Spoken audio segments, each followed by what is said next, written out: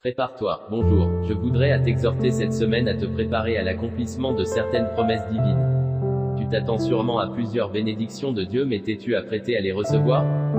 Dieu annonce l'arrivée imminente d'une bénédiction pour celle qui était stérile et qui n'enfantait pas. Ésaïe 54:2, élargis l'espace de ta tente, qu'on déploie les couvertures de ta demeure, ne retiens pas.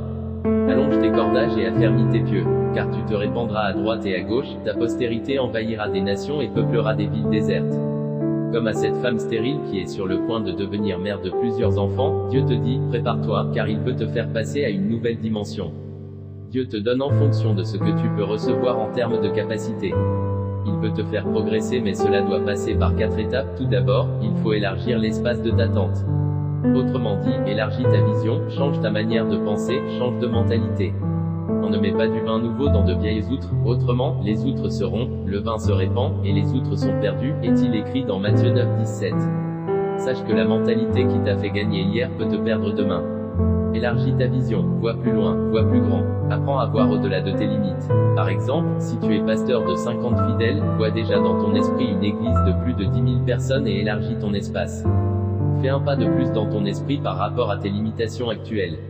Ensuite, il faut déployer tes couvertures.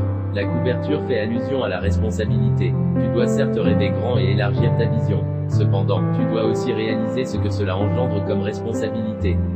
Tu dois te demander, que dois-je faire pour que ma vision élargie se matérialise?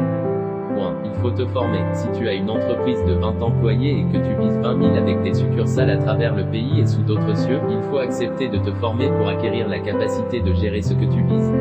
Suis des cours de gestion, de management, s'il le faut. Si tu veux évangéliser les pays anglophones, il est important que tu apprennes l'anglais. Apprends par exemple à t'occuper d'un foyer, à savoir tenir une maison, si tu veux te marier. Bref, acquiert de nouvelles connaissances afin d'avoir de nouvelles compétences pour gérer ta promesse. Matthieu 9 versets 16 à 17. Personne ne met une pièce de drap neuf à un vieil habit, car elle emporterait une partie de l'habit, et la déchirure serait pire.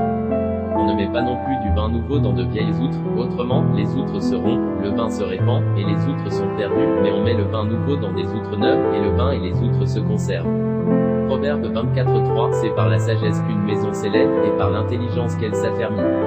Proverbe 18:15, le cœur de l'homme intelligent acquiert la connaissance, et l'oreille des sages cherche la connaissance. Deutéronome 8 versets 1 à 13. Garde-toi d'oublier l'Éternel, ton Dieu, au point de ne pas observer ses commandements, ses ordonnances et ses lois, que je te prescris aujourd'hui. Lorsque tu mangeras et te rassasieras, lorsque tu bâtiras et habiteras de belles maisons, lorsque tu verras multiplier ton gros et ton menu bétail, s'augmenter ton argent et ton or, et s'accroître tout ce qui est à toi. 1 Timothée 5:8, si quelqu'un n'a pas soin des siens, et principalement de ceux de sa famille, il a renié la foi et il est pire qu'un infidèle. Proverbe 10:22, c'est la bénédiction de l'Éternel qui enrichit, et il ne la fait suivre d'aucun chagrin. Puis, il faut allonger tes cordages. Les cordages soutiennent la couverture de ta tente. La Bible ne dit-elle pas dans Proverbe 24:3 que c'est par la sagesse qu'une maison s'élève? Pour soutenir cette tente qui s'élargit avec ses couvertures déployées le plus loin possible, il faut absolument que tu accroisses ta sagesse.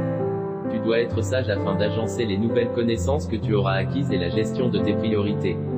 Tu auras besoin de la sagesse divine pour éviter les problèmes. La sagesse en toi nécessite une rallonge. Acquiert donc la sagesse divine pour bien rattacher la couverture de ta tente. Enfin, il faut affermir tes pieux. Les pieux sont les piquets inamovibles sur lesquels tu vas attacher les cordes qui tendent la couverture de ta tente.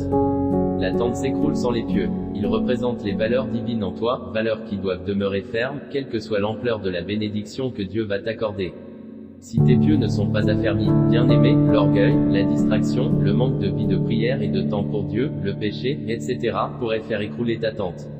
Il ne faut surtout pas que la bénédiction reçue te sépare de Dieu. Elle ne doit pas non plus te séparer de ta famille. 1 Timothée 5:8. Je parle plus de ton conjoint et de tes enfants. Bien-aimé, ne sais-tu pas que c'est la fondation d'une maison qui assure sa solidité? Alors, affermis donc les pieux de l'humilité, de ta communion avec Dieu, de ta vie de prière, de ta présence dans la maison de Dieu, de ton intégrité, etc., car ce sont ces valeurs qui maintiendront ta large tente debout. Dieu veut que tu t'élargisses afin qu'il te donne plus. Alors, prépare-toi donc et mets en application ces 4 étapes et ta bénédiction ne sera suivie d'aucun chagrin. Proverbe 10:22. Que Dieu te bénisse.